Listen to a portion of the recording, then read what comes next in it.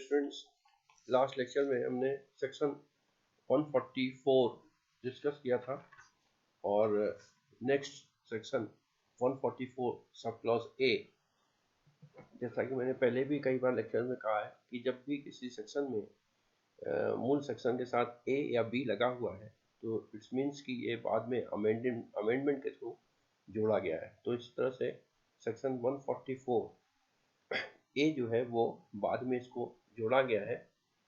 और इसकी ड्राफ्ट पढ़ने के बाद आपको समझ में आ जाएगा कि क्यों जोड़ा गया इसे। नेक्स्ट स्लाइड में आपको ये सेक्शन दिखेगा, ये स्लाइड में आपको दिख रहा है।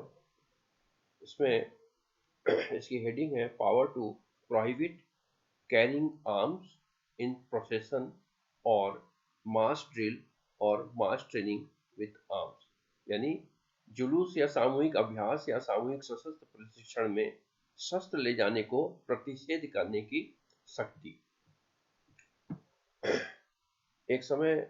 1990 के आसपास देश में जब राम मंदिर का आंदोलन बहुत व्यापक जोर शोर से था, उस वक्त इस तरह के चीजें अक्सर देखने में मिलती थी और एक त्रिशूल दीक्षा का कार्यक्रम चल रहा था। उस दौरान ये अमेंडमेंट करके सेक्शंस जोड़े गए थे। खैर उन चीजों का बहुत इंपॉर्टेंस नहीं है। 144 सब क्लॉज 1, 44 ए का सब क्लॉज 1 ये कहता है कि जिला मजिस्ट्रेट जब कभी आवश्यक समझे सार्वजनिक व्यवस्था बनाए रखने या जन स्वास्थ्य की सुरक्षा या जन स्वास्थ्य में शांति बनाए रखना आवश्यक है तो वह सार्वजनिक सूचना या आदेश से अपने अधिकारित क्षेत्र की सीमाओं के किसी क्षेत्र में जुलूस में शस्त्र लेकर जाना या किसी सार्वजनिक क्षेत्र में शस्त्रों से अभ्यास करना या शस्त्रों से सामूहिक प्रशिक्षण करना या संगठित करना या कब्जे में रखना निषेध कर सकता है। अब यहाँ पर अगर आप 144 और 144 ए को डिफरेंस को देखें तो मूल तत्व यहाँ पे वही है कि 144 में अनलॉफुल असेंबली को इकट्ठा करने से रोक लगा सकता है, यानी शांति व्यवस्था किसी भी तरह से भंग होती है तो 144 के आदेश जारी हो सकते हैं। लेकिन 144 ए स्पेशली उस कंडीशन में लगाया जाता है जबकि मजिस्ट्रेट को ये जानकारी हो कि कोई सशस्त्र जुलूस निकाला जा सकता है या शस्त्र परीक्षण दिया जा सकता है, यानी उसमें किसी भी तरह से आर्म इन्वॉल्व हो। तो कॉमन सामान्य कंडीशन में 144 नहीं है लेकिन 144 ए लगाया जा सकता है। तो सामान्य कंडीशन में अगर पूरे शहर की किसी भी कारण से शांति व्यवस्था खराब हो रही हो और उसकी आशंका हो तो 144, और स्पेशली किसी टारगेटेड एक्शंस को रोकना हो तो 144 ए। तो ये बेसिकली डिफरेंस है 144 सब क्लॉज ए में और 144 ए के सब क्लॉज ए में, 1 में 144 सब क्लॉज 1 और 144 ए सब क्लॉज 1, इनमें बेसिक डिफरेंस ये है। अब इसके बाद नेक्स्ट सेक्शन देखते हैं इसके कि सब क्लॉज 2 क्या कहता है। सब क्लॉज 2 में प्रोविजन है कि इस धारा के अधीन जारी कोई भी सार्वजनिक सूचना या दिया गया आदेश किसी भी समुदाय, पार्टी या संगठन के विशेष व्यक्ति या व्यक्तियों को निर्देशित कर सकता है। तो इसमें मोड भी बताया गया है, क्योंकि इस तरह का जो भी जुलूस होगा उसका कोई ना कोई एक लीडर होगा जो उसको ऑर्गेनाइज करेगा, या अगर कोई ट्रेनिंग वगैरह होगा तो उसका भी एक कोई ना कोई प्रशिक्षक होगा, सरदार होगा जो उस ट्रेनिंग को ऑर्गेनाइज करेगा। तो 144 ए सब क्लॉज 2 में ये जो सूचना या आदेश दिया जाएगा वो उस समुदाय, पार्टी या संगठन के विशेष व्यक्ति या व्यक्तियों को निर्देशित होगा। अगर कोई एक व्यक्ति ऑर्गेनाइज कर रहा तो उसको, या कुछ 2, 4, 5, 10 लोग हैं तो उन सबको दिया जाएगा। इसी क्रम में सब क्लॉज 3 ये कहता है कि इस धारा के अधीन कोई भी जारी सार्वजनिक सूचना या दिया गया आदेश जिस दिन इसे जारी किया गया या दिया गया से 3 महीने से अधिक समय में प्रभावी नहीं रहेगा। यानी ये इस सेक्शन के अंतर्गत जो आदेश या जो नोटिस या जो सूचना दी जाएगी उसका मैक्सिमम टेन्योर कितना है, 3 माह। 3 माह के बाद अपने आप ही वो समाप्त हो जाएगा। सब क्लॉज 4 ये कहता है कि राज्य सरकार यदि आवश्यक समझे कि सार्वजनिक शांति या सार्वजनिक सुरक्षा या सार्वजनिक व्यवस्था बनाए रखने के लिए ऐसा करना आवश्यक है तो वह अधिसूचना से निर्देशित कर सकती है कि जिला मजिस्ट्रेट का इस धारा के अधीन सार्वजनिक सूचना या दिया गया आदेश और अगले समय के लिए प्रभावित रहेगा जो उस दिन से 6 माह से अधिक नहीं होगा। जिस दिन से जिला मजिस्ट्रेट द्वारा सूचना या आदेश जारी किया गया था या ऐसे निर्देशन की समाप्ति पर जैसा कि अधिसूचना में विनिर्दिष्ट हो सकता है। यानी सब क्लॉज 4 के अंतर्गत जो मजिस्ट्रेट आदेश सूचना देगा उसकी मैक्सिमम टेन्योर कितनी निर्धारित की गई है, 2 माह। लेकिन राज्य सरकार 3 सब क्लॉज 3 में 144 ये सब क्लॉज 3 में मजिस्ट्रेट जो आदेश देगा उसकी मैक्सिमम टेन्योर है 2 माह। लेकिन अगर राज्य सरकार को लगता है कि नहीं परिस्थितियां अभी ऐसी विद्यमान है तो उसके आगे का पावर मजिस्ट्रेट राज्य सरकार को है और राज्य सरकार के निर्देश पर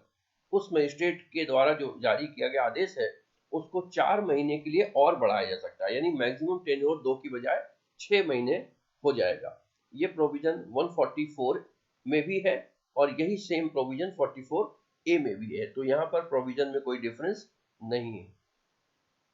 उसके बाद लास्ट सब क्लॉज 5 ये कहता है कि राज्य सरकार सामान्य या विशेष आदेश से उपधारा 4 के अधीन अपनी शक्तियां ऐसे नियंत्रण और निर्देशनों को जिसे वह लागू करने के लिए उचित समझे जिला मजिस्ट्रेट को प्रत्यायोजित कर सकती है। तो जहां पर सब क्लॉज 4 में जो पावर है वो राज्य सरकार को दिया गया है, वहीं सब क्लॉज 5 में ये भी कह दिया गया है कि राज्य सरकार चाहे तो उस पावर को मजिस्ट्रेट को डेलीगेट भी कर सकती है। यानी मजिस्ट्रेट को वो राज्य सरकार इस तरह के निर्देश दे सकती है कि यदि आप उचित समझते हैं तो ये जो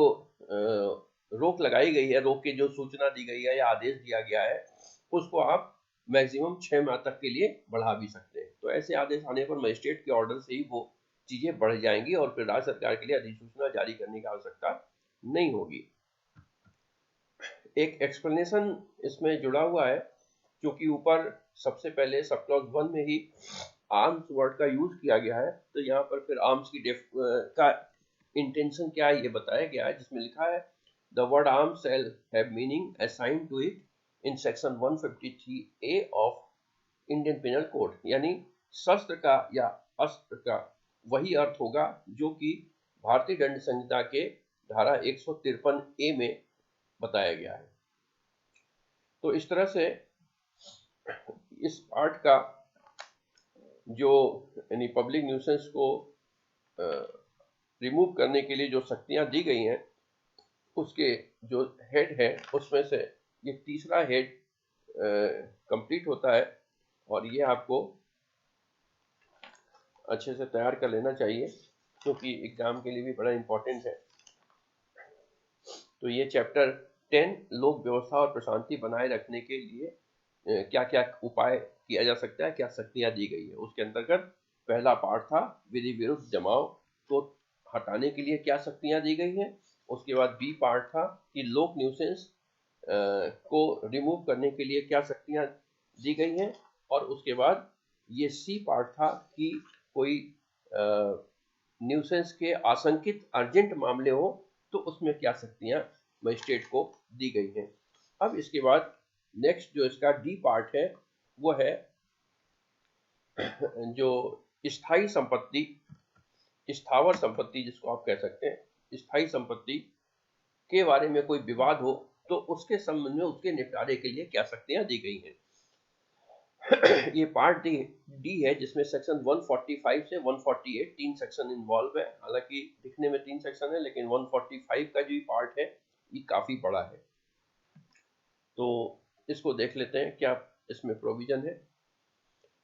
सबसे पहले तो इमूवेबल प्रॉपर्टी, आप LLB सेकेंड ईयर में पढ़ चुके हैं। मूवेबल और इमूवेबल का क्या अर्थ है। इमूवेबल में वो सारी चीजें आती हैं जिसको आप उठा के कहीं ले नहीं आ सकते, जमीन जायदाद, घर मकान, नाली तालाब, पाल, ये सारी चीजें, नदियां, पहाड़, ये सारी चीजें। तो इसके संबंध में अगर कोई डिस्प्यूट होता है तो उसका निपटारा कैसे होगा। तो सबसे पहले सेक्शन 145 सब क्लॉज 1 145 की हेडिंग है कि procedure where dispute concerning land or water is likely to cause breach of peace, यानी जहां भूमि या जल से संबंध विवादों से परिशांति भंग होना संभाव्य है वहां प्रक्रिया। ऐसी चीजें शहरों में तो कम, ग्रामीण क्षेत्र में तो अक्सर देखने में आती हैं। खेत के मेड़ को लेकर विवाद हो सकता है, पानी की सप्लाई में अक्सर विवाद होता है कि जो है किसी की मेड़ को काटकर अपने खेत में पानी डाल दिया, या कहीं कुएं में से पानी निकासी को लेकर अक्सर विवाद हो जाता है। तो इस संबंध में क्या शक्तियां दी गई हैं? सबसे पहले 145 सब क्लॉज 1 ये कहता है कि जब कभी किसी कार्यपालक मजिस्ट्रेट का पुलिस अधिकारी की रिपोर्ट से या अन्यथा इत्तिला पर समाधान हो जाता है कि उसकी स्थानीय सीमा के अंदर उसकी स्थानीय सीमाओं से संबद्ध ऐसा विवाद विद्यमान है जिससे परिशांति भंग होना संभाव्य है, तब वह अपना ऐसा समाधान होने के आधारों का कथन करते हुए और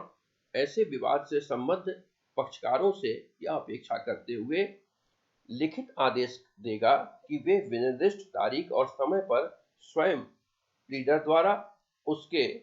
न्यायालय में हाजिर हो और विवाद की विषय वस्तु पर वास्तविक कब्जे के तथ्य के बारे में अपने अपने दावों का लिखित कथन पेश करें। इस पूरे ड्राफ्ट को पढ़ने से यह क्लियर हो जाता है कि पावर किसको है, कार्यपालक मजिस्ट्रेट को। और विवाद क्या है? कोई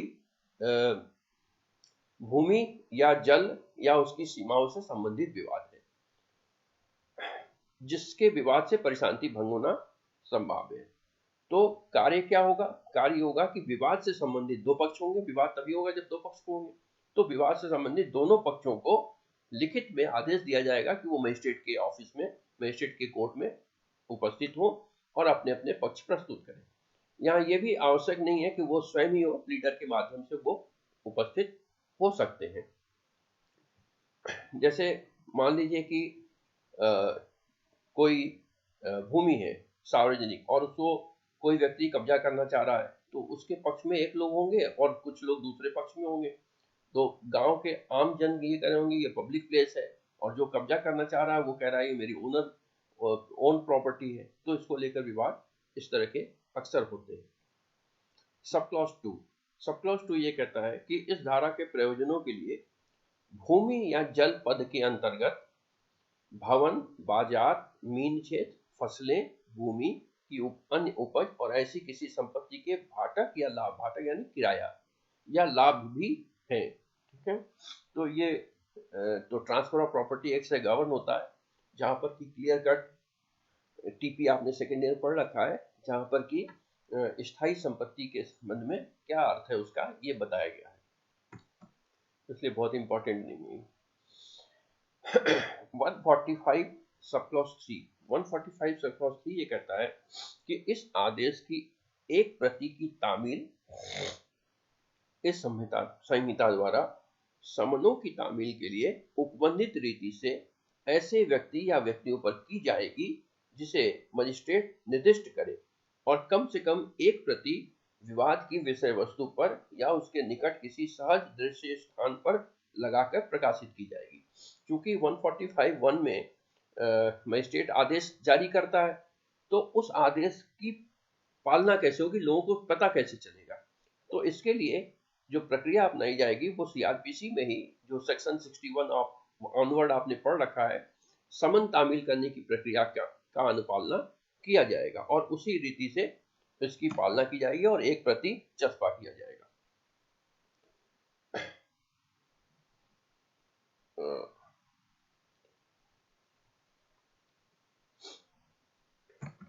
इसके बाद सब क्लॉज 4 ये कहता है कि द मजिस्ट्रेट तब विवाद की विषय वस्तु को पक्षकारों में से किसी के भी कब्जे में रखने के अधिकार की गुणागुण या दावे के प्रति निर्देश किए बिना उन कथनों का जो ऐसे पेश किए गए हैं परिशीलन करेगा, पक्षकारों को सुनेगा और ऐसे सभी साक्ष्य लेगा जो उनके द्वारा प्रस्तुत किया जाए। ऐसी अतिरिक्त साक्ष्य यदि कोई हो लेगा जैसा वह आवश्यक समझे, और यदि संभव हो तो वह विनिश्चित करेगा कि क्या उन पक्षकारों में से कोई धारा 1 के अधीन उसके द्वारा दिए गए आदेश की तारीख पर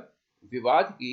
विषय वस्तु पर कब्जा रखता था, और यदि रखता था तो वह कौन सा पक्षकार था। कुल मिलाकर बात यह है कि 145 सब क्लॉज 4 में इस विवाद के निपटारे की प्रक्रिया बताई गई है। लेकिन ये प्रक्रिया बहुत क्लिष्ट नहीं है, ये एक तरह से जो क्वासी जुडिशियल प्रोसेस है उस तरह का है कि मजिस्ट्रेट दोनों पक्ष को सुनेगा, सुनने के बाद उसके संबंध में साक्ष्य भी लेगा और यह भी पता करेगा कि जिस दिन विवाद हुआ उस तारीख को उस किसके कब्जे में था और उसके बाद ही इसका निपटारा कर सकता है। एक परंतु साथ में लगा हुआ है कि यदि मजिस्ट्रेट को यह प्रतीत होता है कि कोई पक्षकार उस तारीख के जिसको पुलिस अधिकारी की रिपोर्ट या अन्य इत्तिला मजिस्ट्रेट को प्राप्त हुई ठीक पूर्व 2 मास के अंदर या उस तारीख के पश्चात और उपधारा 1 के अधीन उसके आदेश की तारीख के पूर्व बलात् और सदोष रूप से बेकब्जा किया गया है, तो वह यह मान सकेगा कि इस प्रकार बेकब्जा किया गया पक्षकार उपधारा 1 के अधीन उसके आदेश की तारीख को कब्जा रखता था। तो यहाँ पर 2 माह की तारीख को बताई गई है, ये घटाया बढ़ाया जा सकता था, लेकिन कानून बनाते समय उन्होंने 2 माह उचित समझा होगा इसलिए इसे रखा। ये कोई आवश्यक नहीं कि 2 माह पूर्व भी हटाया जाए, 4 माह पहले भी हटाया जा सकता है, 5 माह पहले भी हटाया जा सकता है।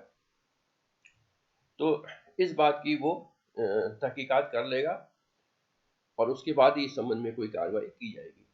इसके बाद next section 5 sub clause 5। Sub clause 5 ये कहता है कि इस धारा की कोई बात हाजिर होने के लिए ऐसे अपेक्षित किसी पक्षकार को या किसी अन्य हितबद्ध व्यक्ति को यह दर्शित करने से नहीं रोकेगी कि कोई पूर्वोक्त प्रकार का विवाद वर्तमान नहीं है या नहीं रहा है, और ऐसी दशा में मजिस्ट्रेट अपने उक्त आदेश को रद्द कर देगा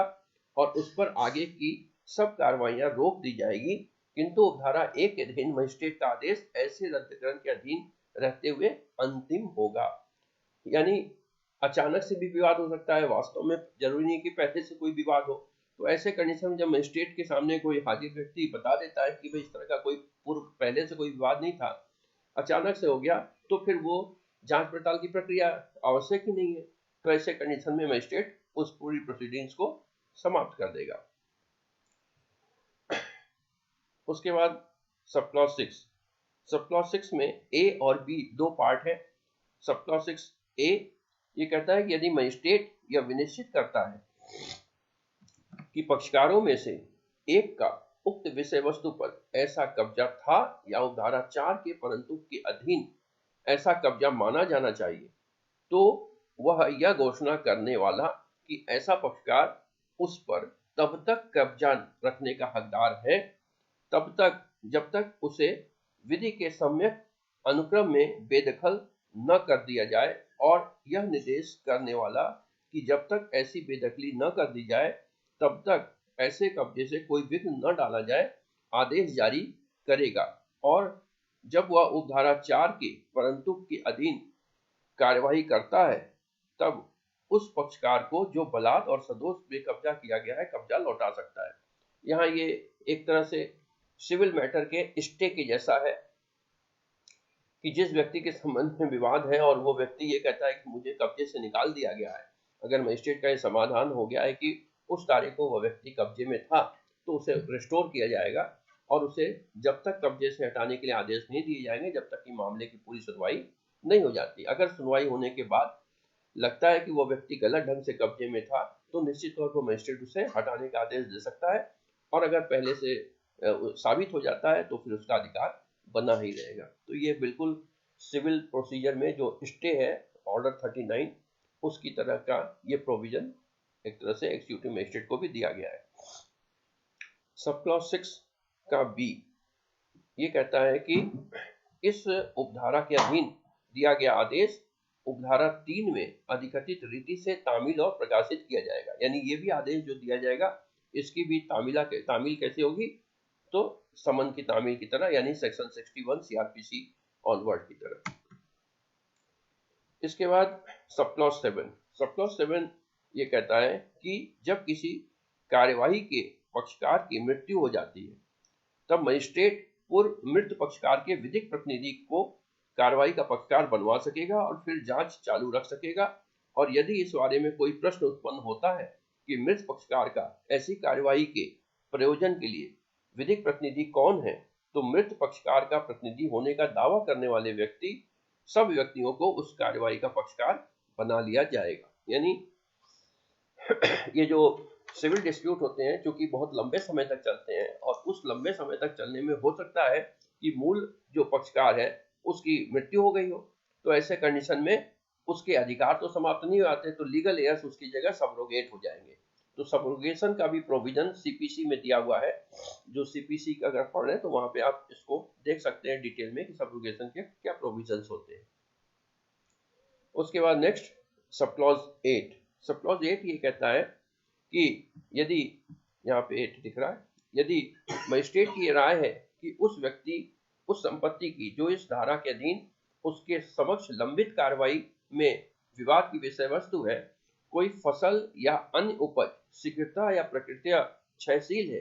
तो वह ऐसी संपत्ति की उचित अभिरक्षा या विक्रय के लिए आदेश दे सकता है और जांच के समाप्त होने पर ऐसा संपत्ति के या उसके विक्रय के आगमों के व्ययन के लिए ऐसा आदेश दे सकता है जो वह ठीक समझे।